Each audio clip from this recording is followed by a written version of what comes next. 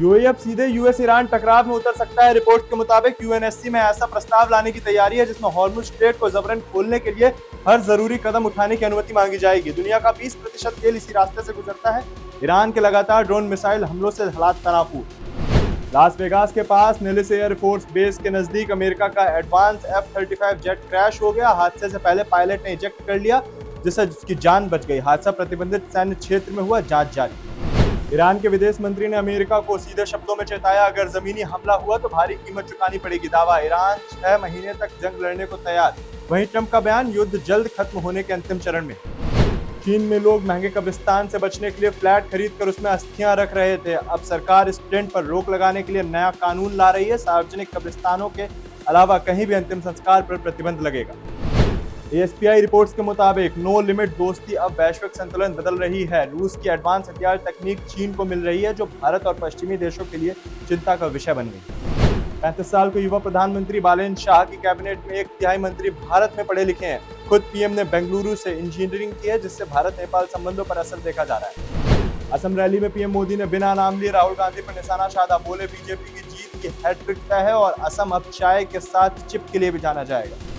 PM Modi ने डिब्रूगढ़ में चाय बागान का दौरा किया, पत्तियां तोड़ी और महिला कामगारों के साथ बातचीत की। वहीं राहुल गांधी ने केरल में बस यात्रा कर आम लोगों से जुड़ने की कोशिश की। 2027 जनगणना का पहला चरण शुरू। पहली बार पूरी प्रक्रिया डिजिटल होगी। खास बात, लंबे समय से साथ रह रहे लिव इन कपल्स को भी शादीशुदा माना जाएगा। सेना और पुलिस ज्वाइंट ऑपरेशन में आतंकी मारा गया। रात भर चले ऑपरेशन के बाद सुबह सफलता मिली। इलाके में एक और आतंकी छिपे होने की आशंका।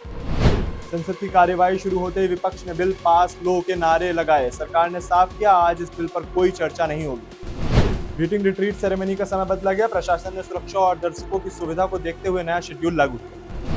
रिंकू सिंह राही ने इस्तीफा देते हुए कहा, उन्हें काम नहीं दिया गया, सिर्फ वेतन मिलता रहा। पहले उठक बैठक विवाद के कारण चर्चा में आए थे। मुस्लिम लड़की से शादी करने वाले टीचर की उसके ससुर ने लाठी डंडों से पीट कर हत्या कर दी। पुलिस ने मुख्य आरोपी को गिरफ्तार किया।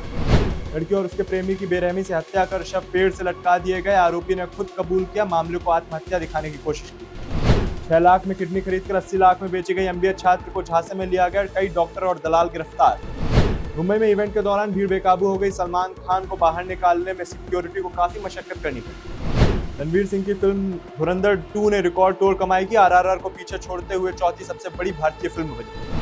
हैदराबाद कॉन्सर्ट में बोतल लगने के बाद दर्शक पर थूकने के मामले में सिंगर अर्पित बाला ने चुप्पी तोड़ी। उन्होंने कहा, यह गुस्से में लिया गया फैसला नहीं था, बल्कि बार बार स्टेज पर चीजें फेंक जाने से सुरक्षा का खतरा बन गया था।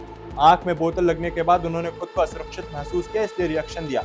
इस घटना के बाद लाइव शो की सिक्योरिटी पर भी सवाल खड़े हुए।